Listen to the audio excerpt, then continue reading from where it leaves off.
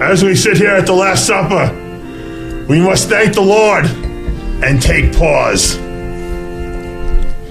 Jesus, what's the matter?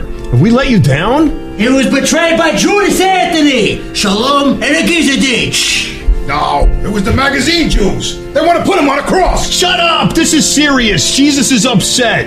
What are you, crazy? Is a goddamn sushi no good? Jesus, are you angry porque no traje arroz con pollo? Hey, I didn't know they had any Latino disciples. Pass me the wine. Shut up, you idiots! It's time for the Heavy Muscle Show!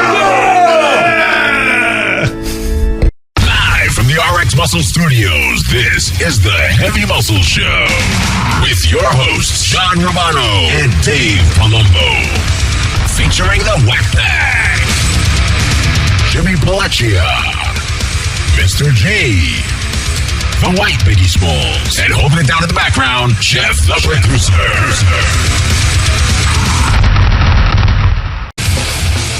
All right, guys, we're back from break, and we got Chris Clark and my good old friend, Fran Volpe, in the studio. Used to be a top national bodybuilder. But let's first go to Chris. Chris, you have gained, I guess you could say, almost legendary status in the bodybuilding world as the man who invented synthol. Perhaps, yes. Perhaps. Are you saying I would ride on that, but yeah. Right, but you are the guy who invented it, aren't you? Yes, I am. Yes, okay, I am. okay. Now, give us a little background first about because you were born in the United States. A lot of people don't know that. I was born in Germany. Oh, you were? I moved to the U.S. Oh, you moved to the U.S. Stuff like that. You know. What year? How old were you when you moved to the United States? Excuse me? And talking to the microphone. What year was it that you moved to the United States? Oh, God, I moved here several times. The last time was in 82. No, but weren't you a child? Weren't you raised here as a child? No, I grew up in Germany. Until what age? Can you tell with the accent? 16. Oh, 16, okay. How many guys born in the United States have a German accent? He has this perfect... Yeah, but he lived there for a long time, though. But still, he's got a German accent. Now, you're living in Germany right now, currently, Yes, I right? am. Okay. Oh, that's where it comes from. Now, over the years, you and I have known each other for a long time. We've done interviews together. But I think probably the best story that you have is a lot of people say, where the hell did this guy Chris Clark come up with this synthol thing?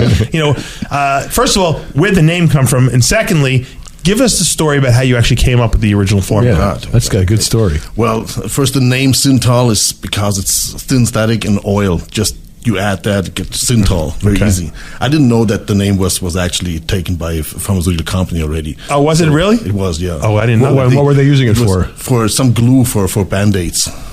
Oh, so, or as my friend Dave Watson would say, synth oil. Synth oil. I know that.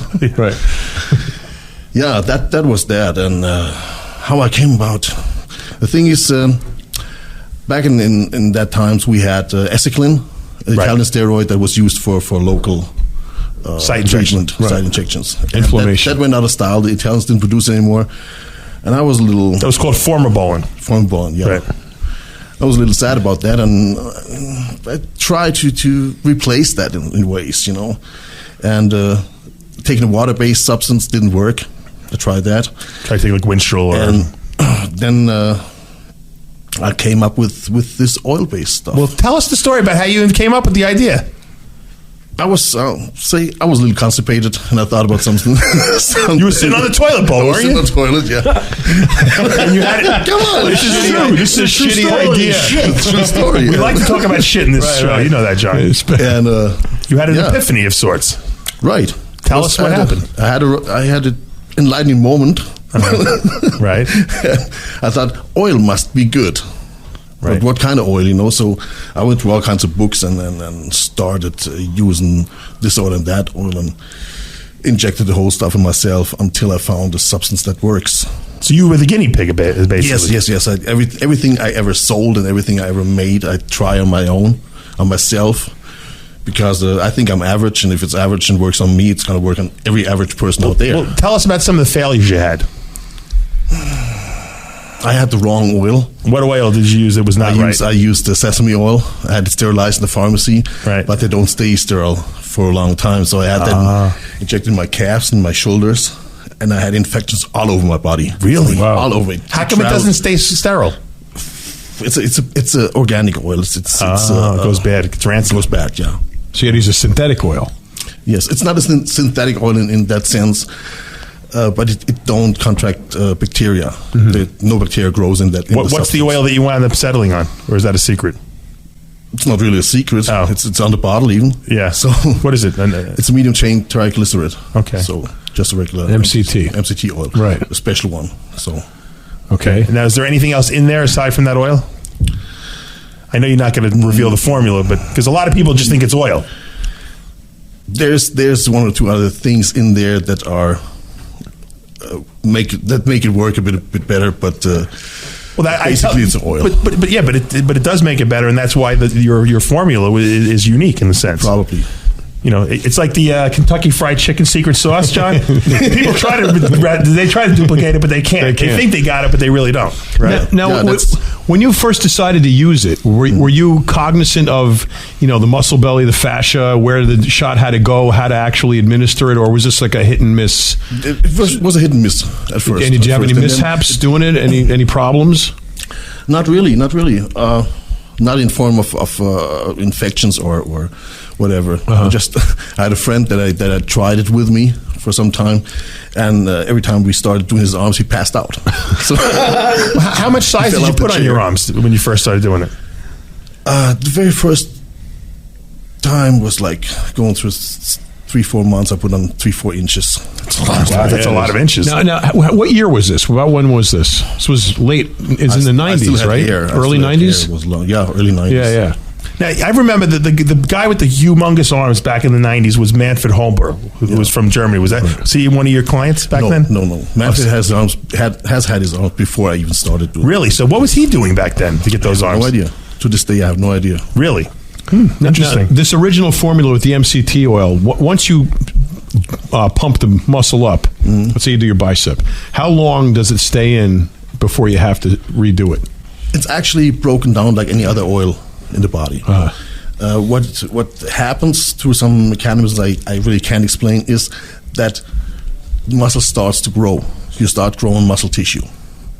Scar tissue or muscle tissue? Muscle tissue. Muscle tissue. From what I understand, what happens, John, is you're hyper feeding the muscle. It's like a partitioning effect. You're forcing so many nutrients into the muscle, even though they're in the way of fats. It causes the muscle to engage in a hypertrophy effect. Almost. So you're saying the gains then are permanent? Good part of it's permanent. Yeah. Really? Yeah. Some of it's obviously done due to the oil being in the muscle. Obviously. Right. Case in point, Derek Anthony's arms. Exactly. Fuck you. Let's talk a little bit. I know you wanted to. I was telling you a little bit about the fact that Chris had cancer at one point. Just kind of like Vinny, you beat it. You want to talk to us a little bit about that? What do you know? Well, I know you had a kidney cancer, didn't you? I had kidney cancer. And would you have a kidney removed? Yes, I had a kidney removed. I was run to the doctor for a couple of years and told him that I had blood in the urine. I did all these piss tests at home because I was using all kinds of substances at the time. So you have to keep track on. Did you think it was caused by the drugs you were taking? Not really. No? Not really. Probably.